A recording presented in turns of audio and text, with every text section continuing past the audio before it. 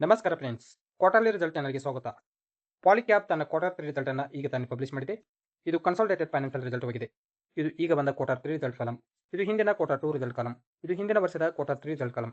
ಇವೆರಡು ಕಾಲಮ್ ಹೋಲಿಕೆಗೋಸ್ಕರ ಕೊಟ್ಟಿದ್ದಾರೆ. ಡಾಟಾ ಮಿಲಿಯನ್ಸ್ನಲ್ಲಿದೆ. ನಾನು ಕರೋಡದಲ್ಲಿ ಕನ್ವರ್ಟ್ ಮಾಡಿ ಹೇಳ್ತೇನೆ. ಎಲ್ಲಕ್ಕಿಂತ ಮೊದಲಿಗೆ ನೋಡೋಣ ರೆವೆನ್ಯೂ ಫ್ರಮ್ ಆಪರೇಷನ್, ಅಂದರೆ ಆದಾಯದ ಬಗ್ಗೆ. ಹಿಂದಿನ ಕ್ವಾರ್ಟರ್ 2 ದಲ್ಲಿ ಕಂಪನಿಯು 5498 crore ರೆವೆನ್ಯೂ ಜನರೇಟ್ ಮಾಡಿತ್ತು. ಹಿಂದಿನ ವರ್ಷದ ಕ್ವಾರ್ಟರ್ 3 ದಲ್ಲಿ ಕಂಪನಿಯು 4340 crore ರೆವೆನ್ಯೂ ಜನರೇಟ್ ಮಾಡಿತ್ತು. ಈಗಿನ ಕ್ವಾರ್ಟರ್ 3 ದಲ್ಲಿ ಕಂಪನಿಯು 5226 crore ರೆವೆನ್ಯೂ ಜನರೇಟ್ ಮಾಡಿದೆ. ಕಂಪನಿಯ ರೆವೆನ್ಯೂವನ್ನು ಏರ್ ಟು ಏರ್ ಕಂಪ್ಯಾರಿಸನ್ ಮಾಡಿದಾಗ 20.4% ಅಷ್ಟು ಏರಿಕೆಯಾಗಿದೆ. ಅದೇ ಕಂಪನಿಯ ರೆವೆನ್ಯೂವನ್ನು ಕ್ವಾರ್ಟರ್ ಟು ಕ್ವಾರ್ಟರ್ ಕಂಪ್ಯಾರಿಸನ್ ಮಾಡಿದಾಗ 4.9% ಅಷ್ಟು ಇಳಿಕೆಯಾಗಿದೆ. ನೆಕ್ಸ್ಟ್ ಪಾಯಿಂಟ್ ನೋಡೋಣ, ಟೋಟಲ್ ಎಕ್ಸ್ಪೆನ್ಸಸ್, ಅಂದರೆ ಖರ್ಚಿನ ಬಗ್ಗೆ. ಹಿಂದಿನ ಕ್ವಾರ್ಟರ್ 2 ದಲ್ಲಿ ಕಂಪನಿಯು 4984 crore ಖರ್ಚು ಮಾಡಿತ್ತು.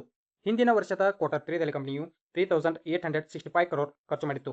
ಈಗಿನ ಕ್ವಾರ್ಟರ್ 3 ದಲ್ಲಿ ಕಂಪನಿಯು 4634 crore ಖರ್ಚು ಮಾಡಿದೆ. ನೆಕ್ಸ್ಟ್ ಪಾಯಿಂಟ್ ನೋಡೋಣ, ಪ್ರಾಫಿಟ್ ಫಾರ್ ದ ಪೀರಿಯಡ್, ಅಂದರೆ ಲಾಭದ ಬಗ್ಗೆ. ಹಿಂದಿನ ಕ್ವಾರ್ಟರ್ 2 ದಲ್ಲಿ ಕಂಪನಿಯು 445 crore ಪ್ರಾಫಿಟ್ ಮಾಡಿತ್ತು. ಹಿಂದಿನ ವರ್ಷದ ಕ್ವಾರ್ಟರ್ 3 ದಲ್ಲಿ ಕಂಪನಿಯು 416 crore ಪ್ರಾಫಿಟ್ ಮಾಡಿತ್ತು. ಈಗಿನ ಕ್ವಾರ್ಟರ್ 3 ದಲ್ಲಿ ಕಂಪನಿಯು 464 crore ಪ್ರಾಫಿಟ್ ಮಾಡಿದೆ.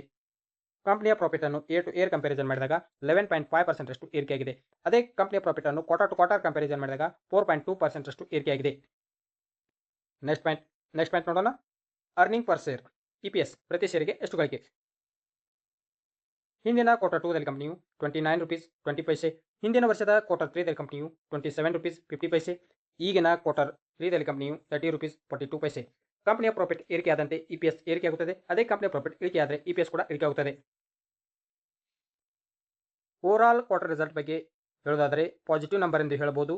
ನೋಡೋಣ ಮಾರ್ಕೆಟ್ ಯಾವ ರಿಯಾಕ್ಷನ್ ತೋರಿಸುತ್ತೆ ಅಂತ. ಇನ್ವೆಸ್ಟ್ಮೆಂಟ್ ಮಾಡುವ ಮೊದಲು ನಿಮ್ಮ ಫೈನಾನ್ಷಿಯಲ್ ಅಡ್ವೈಸರ ಸಲಹೆ ಕೇಳಿ ಇನ್ವೆಸ್ಟ್ಮೆಂಟ್ ಮಾಡಿ. ವಿಡಿಯೋ ಇಷ್ಟವಾದರೆ ಲೈಕ್ ಮಾಡಿ, ಶೇರ್ ಮಾಡಿ ಮತ್ತು ಸಬ್ಸ್ಕ್ರೈಬ್ ಮಾಡ್ಕೊಳ್ಳಿ. ನಮಸ್ಕಾರ.